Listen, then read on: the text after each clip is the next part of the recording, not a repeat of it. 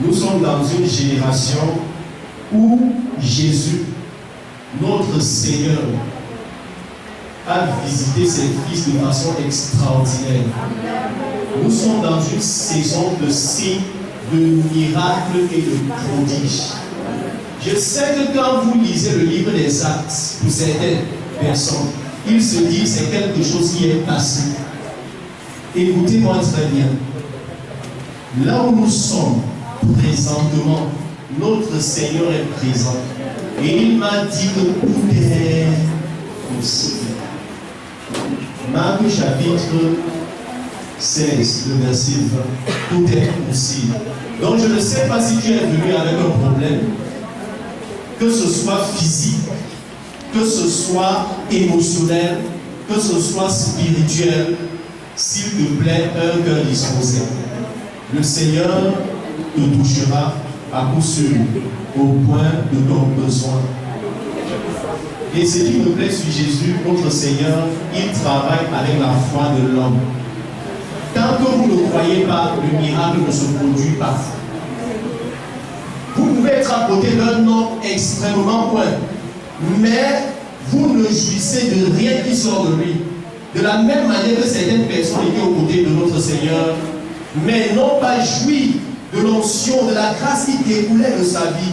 Judas a passé les 3 ans et demi avec lui, mais il n'a jamais changé. Amen. Amen. S'il te plaît, quand tu viens dans un endroit comme ceci, attends-toi à une visitation. Amen. Jean,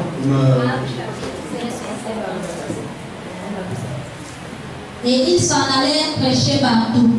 Le Seigneur travaillait avec eux et confirmait la parole par les miracles qui les accompagnaient. Amen. Et ils s'en allaient partout. Le Seigneur recommandait aux disciples d'aller annoncer la bonne nouvelle. Et ils sont partis partout. Le Seigneur travaillait. Qui travaillait avec eux? Le Seigneur qui a été crucifié à la croix. Lorsqu'il est mort, ma Bible dit il a été ramené à la vie. Le Jésus dont nous parlons, il est pleinement. Notre Jésus est ressuscité. Et je vous dis, il est là présentement. Amen. Alléluia. Il travaillait avec eux et confirmait la parole à part des signes, des prodiges et des miracles. Je vous dis, tout est possible. Vous voyez la dame qui est en train de filmer là. Elle me filmait comme ceci, comme j'étais en train de parler. Dans une formation il y a quelques semaines ici, elle était en train de me filmer. Et j'étais en train de parler naturellement de la bonne nouvelle, de l'évangile dont je vais vous parler tout de suite. Et comme je parlais, elle était sourde d'une oreille. Je ne savais pas qu'elle était sourde d'une oreille. Elle n'entendait qu'avec une seule oreille. Et comme j'étais en train de parler, et comme je parlais, subitement, l'Esprit de Dieu est passé. Notre Jésus qui est présent. Elle a entendu un sifflement, et depuis ce jour, elle entend avec les 2 oreilles. Je ne savais pas qu'elle était malade. Je ne savais pas qu'elle était malade. Je ne savais pas qu'elle attendait juste avec une seule oreille. Est-ce que je savais? Mais notre Seigneur savait. Il est présent. Écoutez, on n'a pas parfois besoin de prier pour le malade. Il est juste là et la visitation du Seigneur est passée. À cette formation-ci, la formation-ci, le premier jour, une dame est venue. Voilà. Et elle a seulement détruit. Et le matin, avant de commencer la formation, je leur ai dit, écoutez, bon, elle n'était même pas encore arrivée. Je leur ai dit à ceux qui étaient déjà là le matin, sachez que notre Seigneur est présent et tout est possible. La dame est arrivée peut-être 45 minutes après. Je ne savais pas qu'elle était là, je ne savais pas le mal qu'elle avait. Lorsqu'on a fini les enseignements à 13h, elle est sortie, elle est arrivée au carrefour. Elle est revenue ici en courant. Elle a réalisé qu'elle était guérie. Elle est revenue ici en courant, criant, je suis guérie, je suis guérie. Personne n'était au courant de son mal, Mais l'autre Jésus était au courant. Un mal depuis plusieurs semaines est pointé.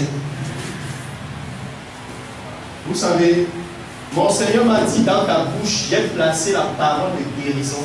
Et quand tu parles, la guérison coule de ta bouche. Quand tu parles, la guérison fait comment? La blanche. Quand tu parles, la guérison coule. Je ne sais pas comment tu es venu ici aujourd'hui, mais tu peux recevoir la guérison dans ton âme. Amen. Tu peux recevoir la guérison dans ton corps. Amen. Tu peux recevoir la guérison dans ton esprit. Amen. Romains chapitre 1, versets 16 à 17.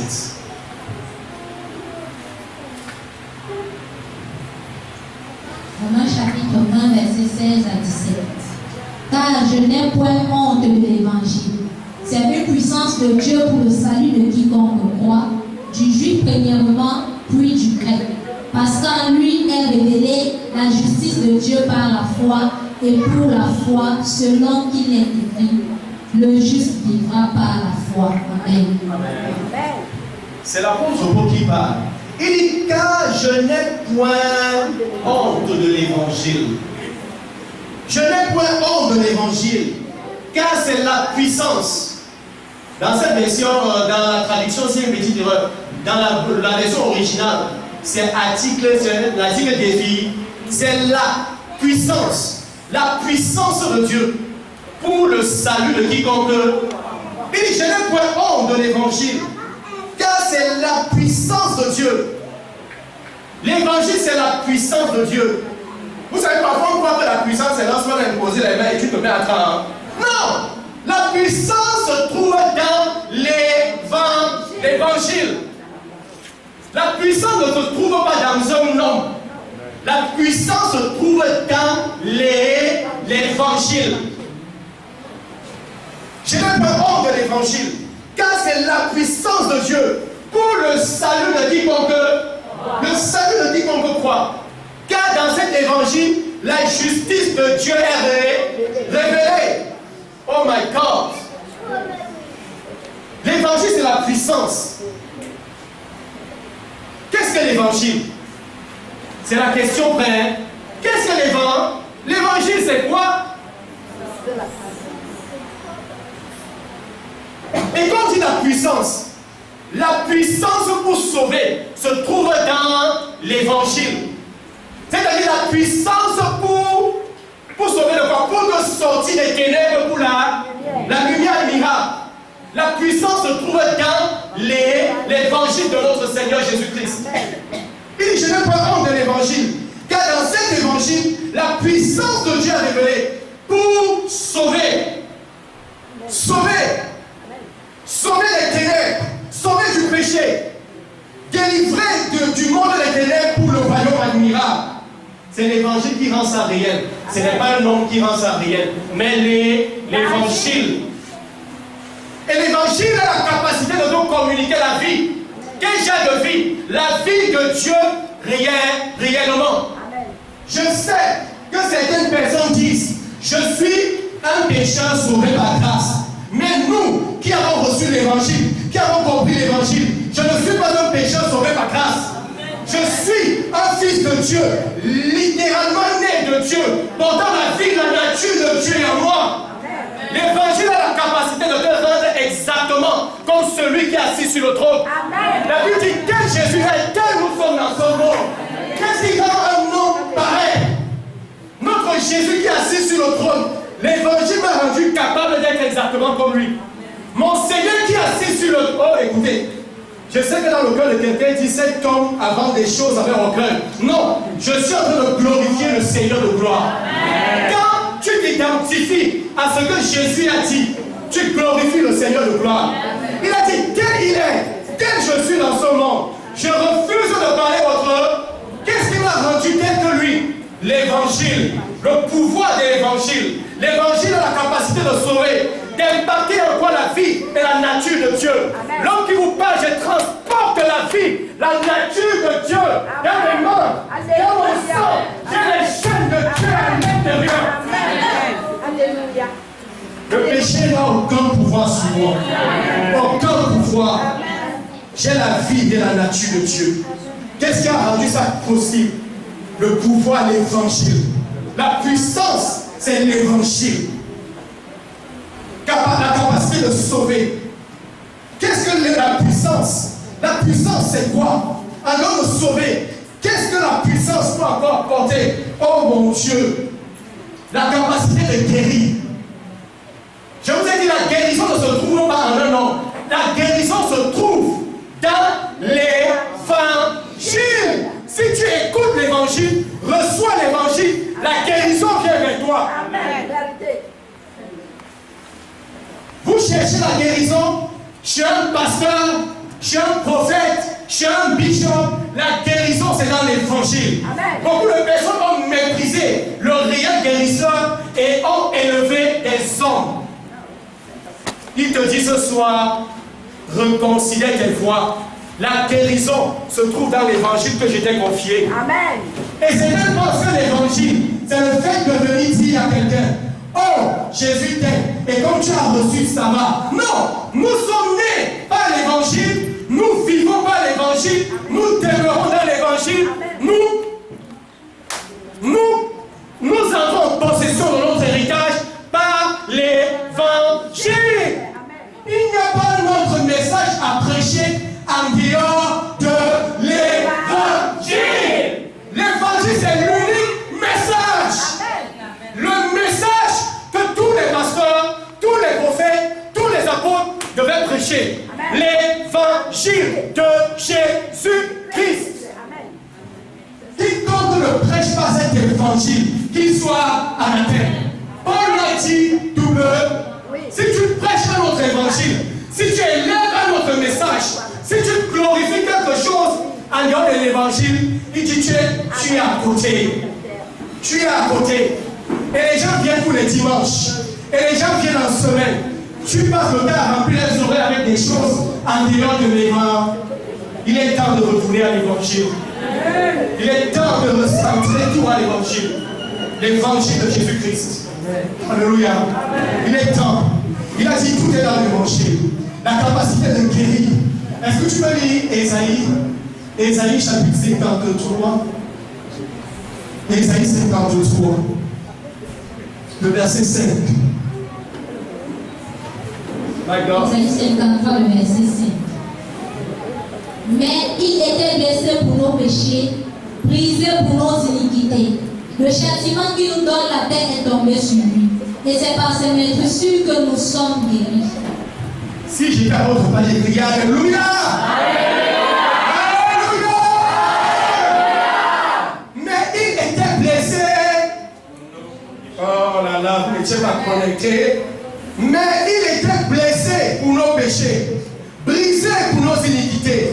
Le châtiment qui nous donne la paix est tombé sur lui. Et c'est pas cette meurtrissure, c'est pas cette blessure, c'est pas cette douleur que nous sommes guéris. La guérison se trouve dans l'évangile. L'évangile de Jésus-Christ. Il a souffert pour que je sois guéri. Lorsque mon Seigneur était blessé, lorsque mon Seigneur était meurtri, lorsque mon Seigneur était battu, il était battu à cause de mes maladies. Il était battu pour mon péché.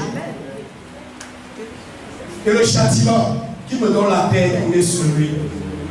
Il a pris mes maladies et à moi la guérir. Est-ce que tu peux dire avec moi, à moi la guérison? À moi la guérison. À moi la guérison. À moi la guérison. Mon Seigneur a pris mes maladies. Mon Seigneur a pris mes maladies. Il m'a donné la guérison.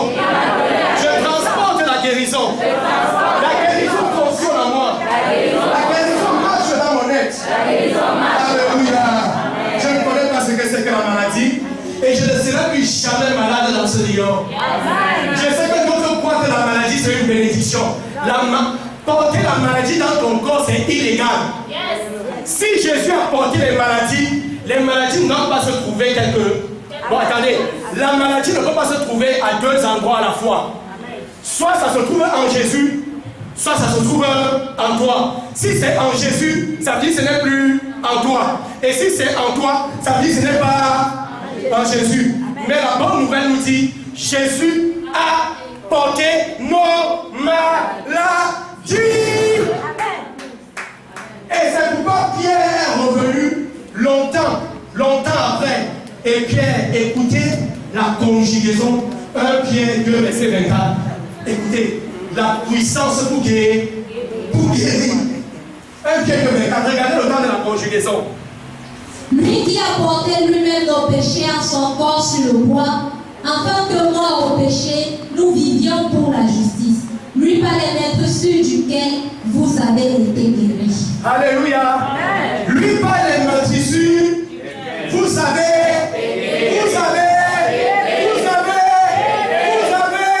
je n'entends rien, vous avez, alléluia. Il a mis, Pierre a compris l'affaire là. Lorsque Jésus est mort, ressuscité, Pierre a réalisé que Jésus a littéralement porté nos maladies. Et Pierre s'est écrié, lui par les meurtrissures duquel vous avez été guéris. Il a mis ça dans le pas. Comme pour dire, vous n'avez plus le droit d'être malade. Vous avez déjà été. Dis, j'ai été. J'ai été guéri. J'ai été guéri. Je ne serai plus jamais malade. Jamais malade. Parce que Jésus, mon Seigneur, a porté mes maladies. A porté mes maladies. Oh my God. My God. Quand je dis je ne serai plus jamais malade, ce n'est pas de l'orgueil. C'est que nous avons compris. Il a mis la chose au passé. Vous avez été guéris. Ton cancer est mort à la croix. Quand Jésus mourait, il a pris ton cancer. Quand Jésus mourait, il a pris les fibromes. Quand Jésus mourait, il a pris le paludisme. Quand Jésus mourait, toutes sortes de maladies qui pouvaient t'atteindre sont tombées sur lui. Oh mon Dieu. Tout est tombé sur lui. Comment vais-je encore porter une maladie quand mon Seigneur a tout porté? Comment ça? Il te dit ce soir, la guérison est en train de marcher. La guérison est en train de marcher. La guérison se répand. Vous avez été guéris. Vous ne serez plus jamais malade dans votre vie. Amen. Ésaïe 33, verset 24. Écoutez, soyez prêts. Ésaïe 33, verset 24. Oh my God, my God, my God. Ésaïe 33, verset 24. Aucun habitant ne dit, je suis malade. Non, reprends. Aucun habitant ne dit, je suis malade. Qu'aucun habitant ne dise, je suis malade. Je n'entends pas. Qu'aucun habitant ne dise, je suis malade. Quel genre d'habitants? Tous ceux qui vivent à Sion, tous les fils de Dieu, qu'aucun fils de Dieu ne dise, je suis malade. Aujourd'hui, supprime dans ton vocabulaire, je suis malade. Qu'est-ce que tu dis désormais? Dans ton vocabulaire bâti d'aujourd'hui, je suis malade n'existe plus. Pourquoi? Il a porté tes maladies. Tu n'as plus le droit d'être malade.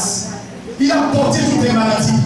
Il a prophétisé par la bouche d'Ésaïe qu'aucun habitant ne dit je suis malade. Aucun habitant de Sion, aucun fils de Dieu, tous ceux qui sont nés de Dieu, qu'aucun fils de Dieu ne dit je suis malade. Amen. Tu es guéri. Amen. Tu transportes la guérison. Amen. Tu vis dans la santé. Oh, tu as la santé divine. Amen. Et la bonne nouvelle, il a fait de toi un dispatcheur de la guérison. Amen. Donc tu n'es pas seulement guéri, mais il a fait de toi un dispensateur de la guérison. Dis avec moi, je connais la guérison. Vous comprenez pourquoi quand Jésus arrivait quelque part et les gens étaient malades, qu'est-ce qui se passe? La guérison sort de lui, ça affecte la paix. Et Jésus est ressuscité. Notre Jésus n'est pas bon. Il est ici présentement. Et la guérison est en train de couler sur vous. Amen. Écoutez, je vois l'Esprit de Dieu vous embrasser avec la guérison.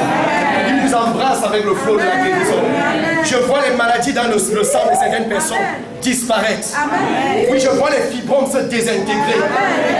Par la puissance du Saint-Esprit. Au nom de Jésus-Christ. Alléluia. Alléluia. Je vous ai dit, la puissance, c'est l'évangile. l'évangile, la puissance de bénir.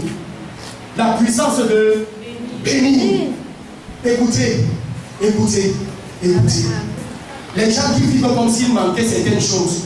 Tu ne manques de rien. Parce que dans l'évangile, il y a la puissance de la bénédiction. La Bible dit que riche que Jésus était, il s'est fait pauvre. Est-ce que tu peux lire ça pour le dire oui? Alléluia. Ne prêtez pas votre attention sur elle. Laissez-la. Alléluia. Laissez-la. Prêtez pas l'attention sur elle. Vous savez, il y a quelqu'un qui est distrait. Alléluia. Et la personne là, il ne sera plus d'ici quelques instants. Ne la regardez pas. C'est la distra. Alléluia. Écoutez l'évangile. L'évangile est en train de dire, de couler. Corinthiens 8, verset 9.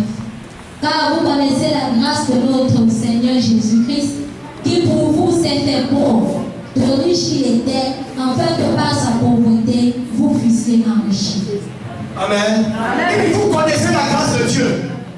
De riche que notre Seigneur Jésus est, il s'est fait comment? Pauvre. Afin que vous fussiez enrichis.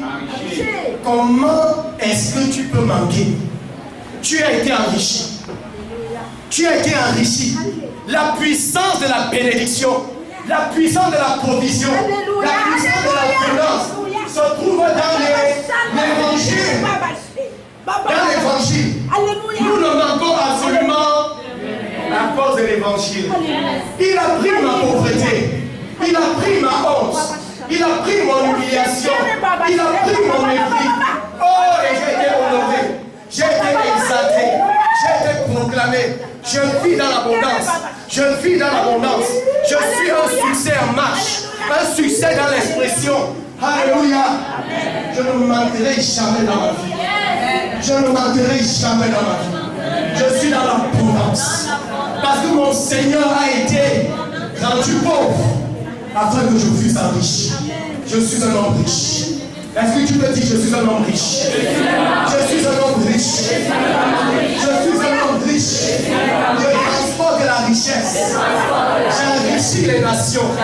Je bénis la vie des multitudes. Parce que mon Seigneur a pris ma pauvreté. Et il m'a enrichi. Oh, nous sommes riches. Alléluia.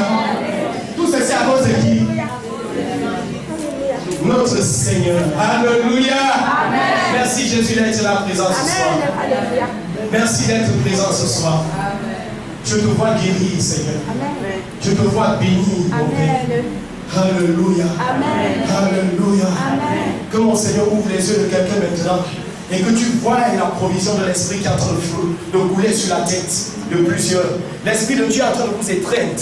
Il vous étreint, c'est-à-dire d'une étreinte très très rapprochée. Tu sens ça dans ton intérieur. Celui qui est en train, regarde dans ton intérieur, l'Esprit de Dieu est en train de t'embrasser. Il y a de l'étreinte de l'Esprit à l'intérieur de toi. Alléluia. Alléluia. Je n'ai pas entendu l'évangile. Car c'est la puissance de Dieu pour le salut de quiconque croit. Et dans cet évangile, la justice de Dieu est révélée. Qu'est-ce que l'évangile? L'évangile, c'est quoi? L'évangile, c'est quoi? Vous savez, beaucoup disent évangile. Qu'est-ce que l'évangile? Jean 3, verset 16. Alléluia. Merci Seigneur. Jean 3, 16. Alléluia. Alléluia. Le soir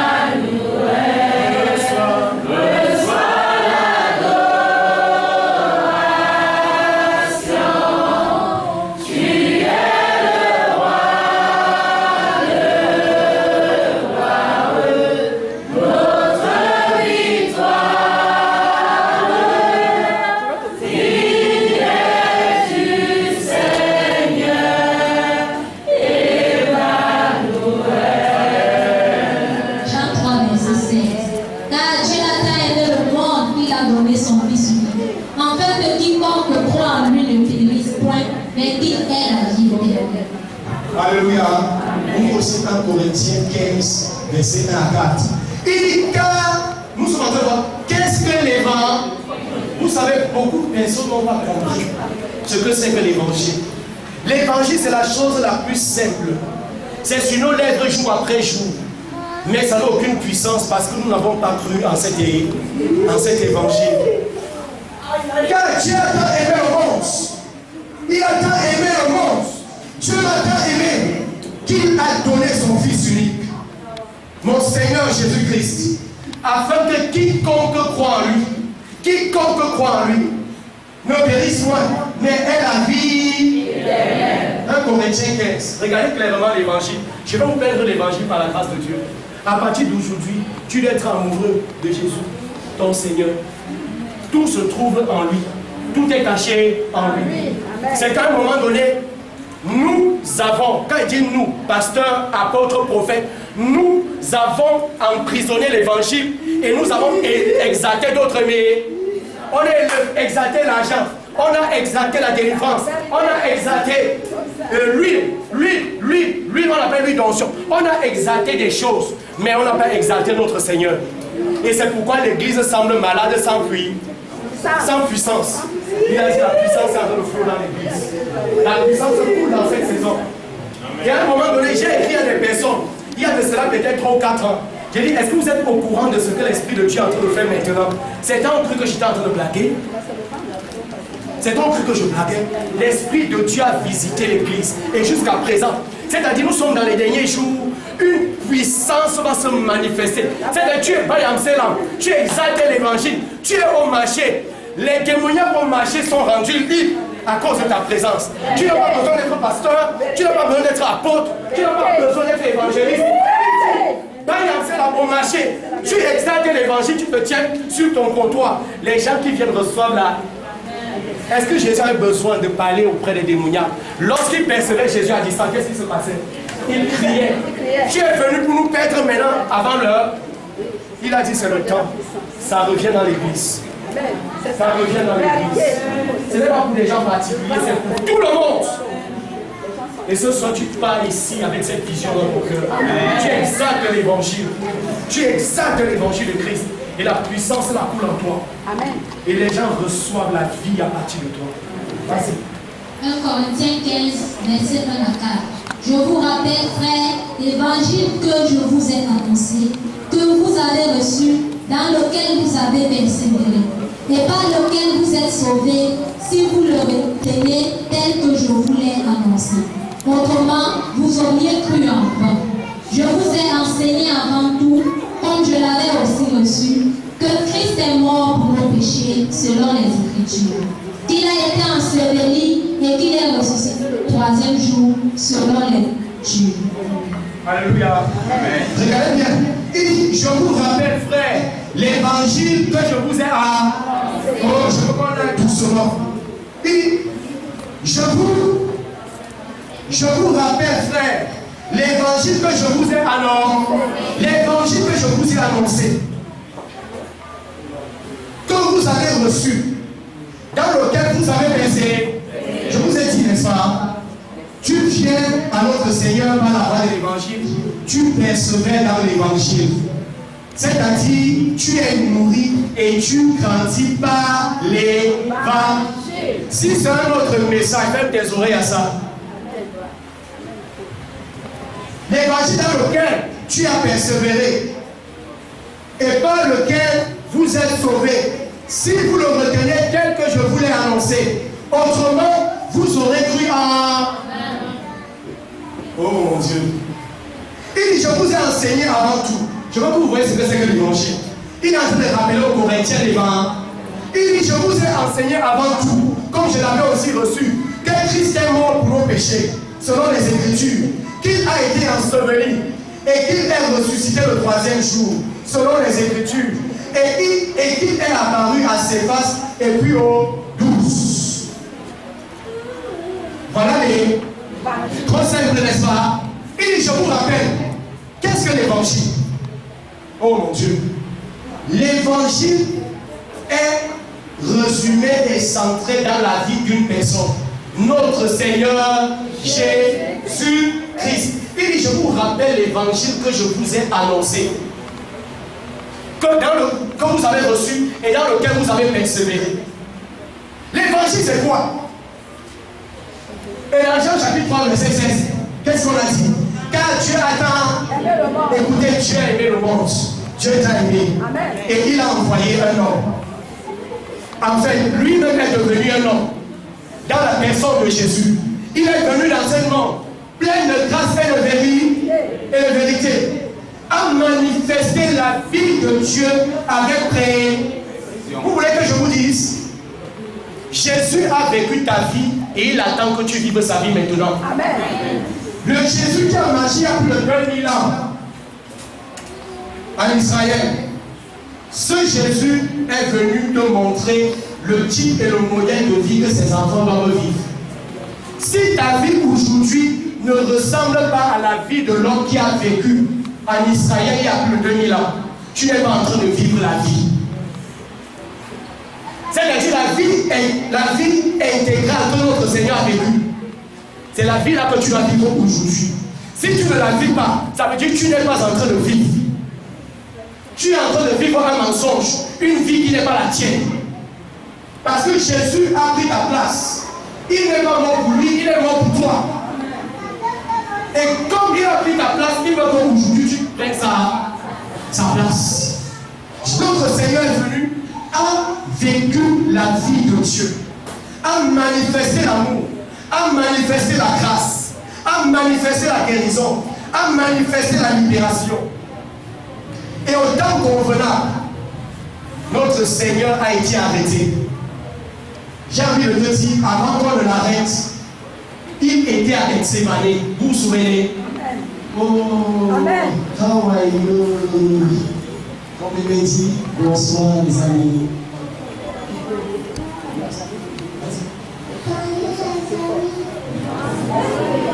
Alléluia. Écoutez, tout est parti de Gethsemane. Avant que Jésus ne reçoive les coups, souvenez-vous, au jardin, dans l'agonie, en train de prier, la Bible dit, la sueur s'est transformée en plumeau. Jésus a atteint un niveau de stress élevé et ses capillaires ont explosé. Et c'est pourquoi le sang pouvait se mélanger à la... Est-ce que vous savez ce que ça signifie? Je sais que beaucoup de chrétiens continuent à dire l'homme mangera à la sueur de son... J'ai une bonne nouvelle pour toi. Nous ne mangeons pas à la sueur de notre front. Jésus a... Écoutez, c'était une malédiction au jardin d'Éden. Est-ce que vous comprenez? C'était une malédiction. Tout était beau. Tout était à la disposition d'Adam. Jusqu'à ce que le péché soit entré. Avant que le péché n'arrive, Adam avait tout à la disposition, vrai ou faux? Donné par la grâce de Dieu. La Bible dit il a créé toutes choses et a apprécié toutes choses et a placé l'homme dans le jardin. Il enjoy tout ce qui était dans le jardin. Vous croyez quand vous dites l'homme mangera à la sueur de son front, vous croyez que vous êtes en train de dire quelque chose de glorieux? Non, non, non, c'est une honte pour les chrétiens. Amen. Jésus t'a racheté de la mendicité de manger à la sueur. Écoutez, écoutez, vous savez que le sang de Jésus a une qualité rédemptrice. C'est-à-dire ça rachète. Moi j'étais condamné avant que Jésus ne vienne de manger à la sueur de mon front. Et quand dans le jardin priant et agonisant, et que la sueur se transforme en plumeau de sang, et que ça se verse sur la terre. Lorsque le sang s'est versé sur la terre, ça a racheté la terre de toute forme de malédiction, de toute forme de vitifie. Oh! Écoutez, nous ne vivons pas la grâce de Dieu. Amen. Nous ne vivons pas la grâce de Dieu. Amen. Si la grâce de Dieu abonde dans ta vie, les choses coulent dans ta vie. Amen. Et pour que la grâce de Dieu abonde, il faut que tu commences à croire de la bonne manière. Amen. Si tu crois que tu vis à la sueur de ton front, les choses seront trop difficiles pour toi. Mais il est temps de commencer à dire autre chose. Amen. Christ m'a racheté de la malédiction de la sueur de manger à son. Lorsque ce sang est tombé sur la terre, ça a racheté la terre. Amen. La terre a été bénie. Amen. Est-ce que vous comprenez? Et tout ce que tu commandes dans la terre, ça te vient. Amen. Toi, tu te dis en travaillant, les choses vont venir. Non. Travailler, c'est une bonne chose. Mais ce que je dis, ça a à voir avec l'attitude de ton. Quand dans ton cœur, tu crois que c'est moi qui fais et les choses viennent, tu te trompes. Amen. Les choses courent, il t'a racheté. Et si tu crois à ça, ça se manifeste dans ta vie. Tout a commencé, le rachat a commencé à Gethsemane. Et comme ça ne suffisait pas, voilà Judas qui s'est approché. L'heure arrivait. Et celui qui devait trahir, je sais que vous parlez de l'évangile, celui qui devait trahir Jésus s'est approché. Et lorsqu'il s'est approché de Jésus, Jésus savait ce qu'il devait faire. Il est venu et il a baisé Jésus. Et Jésus, avec tant d'amour, lui dit, Judas, c'est avec un baiser que tu trahis le Fils de l'homme. Jésus n'a pas crié. Mais Jésus, même en cette heure, lui a témoigné son âme, son amour. Et les hommes forts sont venus attraper Jésus. Et lorsqu'il vient, il demande qui est Jésus. Regardez, Jésus dit, c'est moi. Et lorsqu'il dit, c'est moi, où je suis, vous savez ce qui se passe? Ils sont tombés. On est venu arrêter quelqu'un. Mais c'est celui qu'on vient arrêter qui arrête maintenant les autres. Dès qu'il se présente, il tombe. La puissance qui découlait de lui. Écoutez, mais c'est la puissance de son amour. Amen.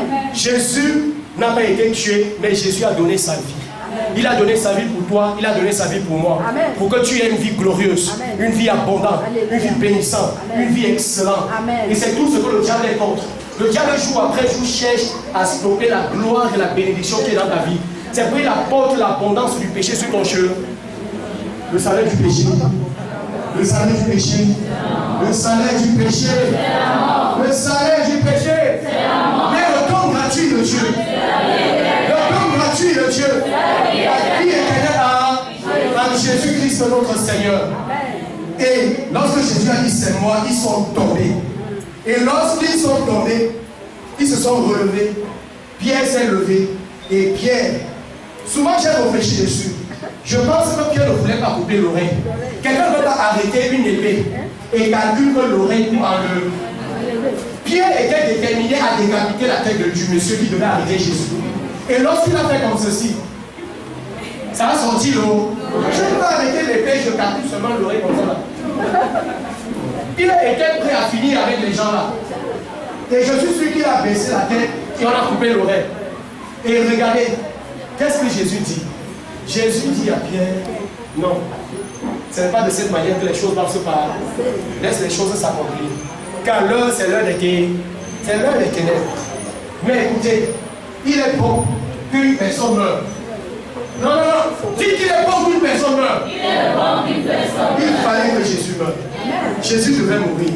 Notre Seigneur devait aller à la croix. Sinon, nous ne saurons pas ce que nous sommes aujourd'hui. Je sais que certaines personnes passent le temps à réfléchir. Pourquoi Adam a péché? Pourquoi Adam a péché? Écoutez, cessez de penser à Adam. Il y a le dernier Adam qui est venu mettre, c'est-à-dire il a remis tout en ordre. Amen. Et a glorifié toutes choses, exalté toutes choses à la hauteur du ciel. Amen. Adam n'avait que le jardin d'Éden. Mais lorsque Jésus est mort et ressuscité, Jésus nous a donné la terre et le ciel.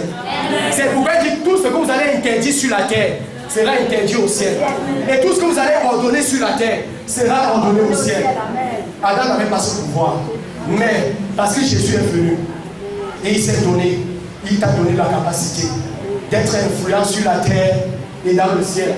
Et c'est pourquoi cette jolie dame vous a dit, je suis une influenceuse à la manière de Jésus. Alléluia. Oui.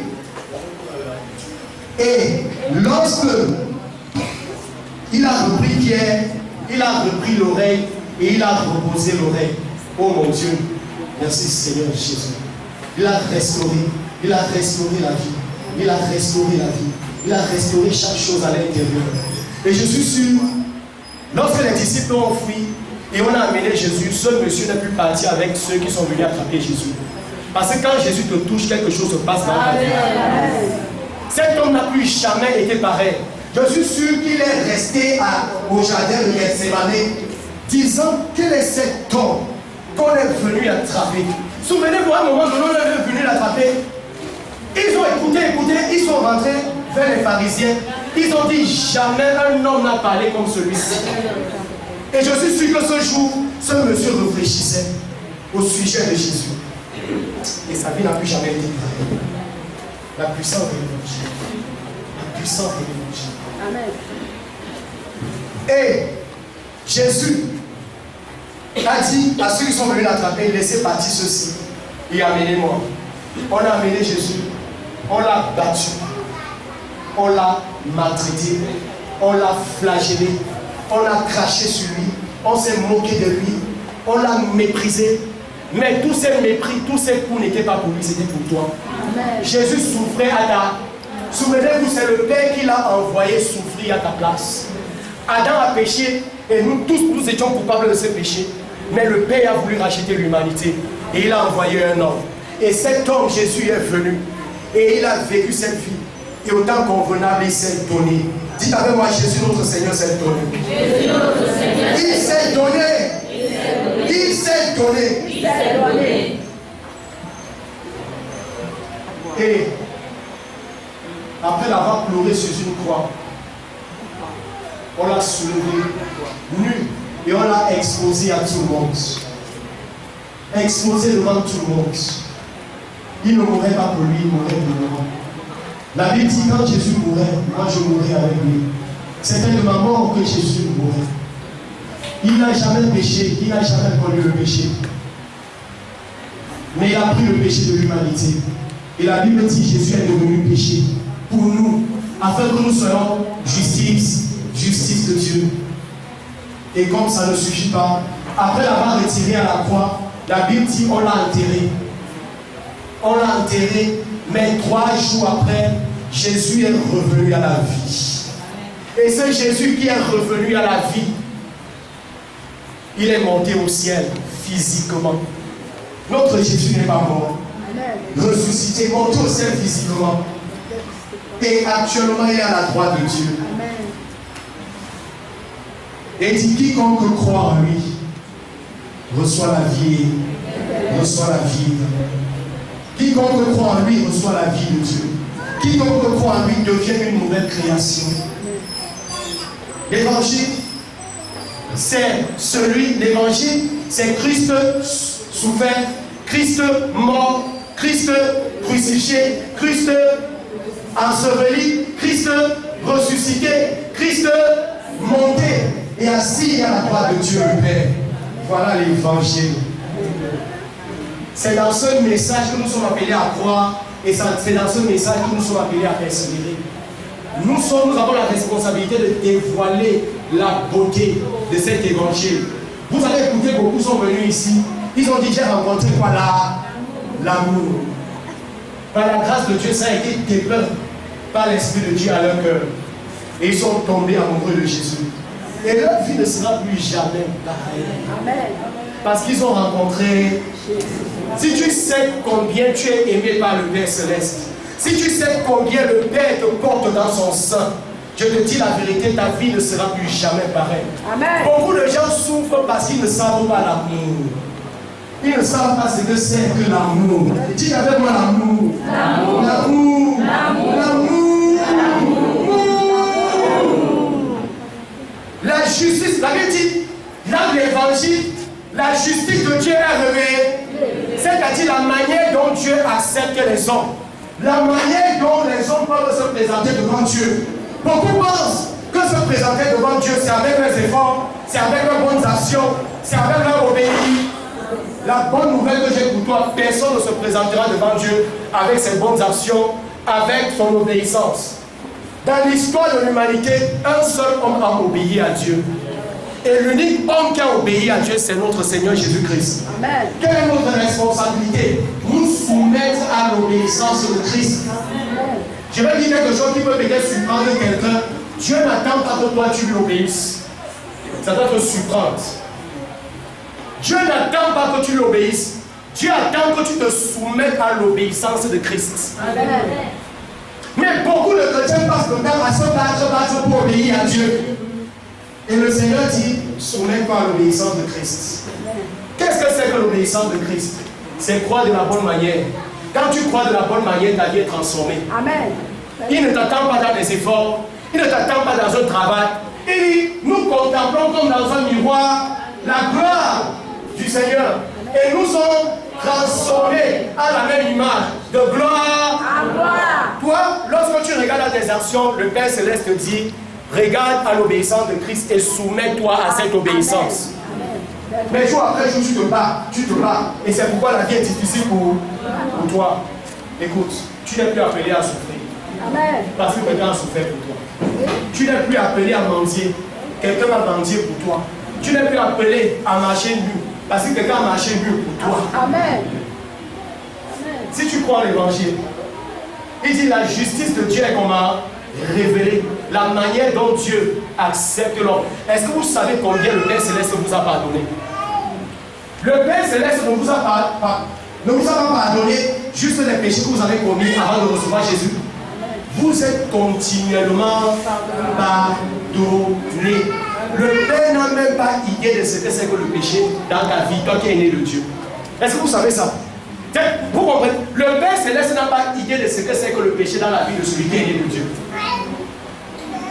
Parce que le Père ne peut pas voir le péché dans la vie de quelqu'un qui est né de Dieu. Vous savez pourquoi?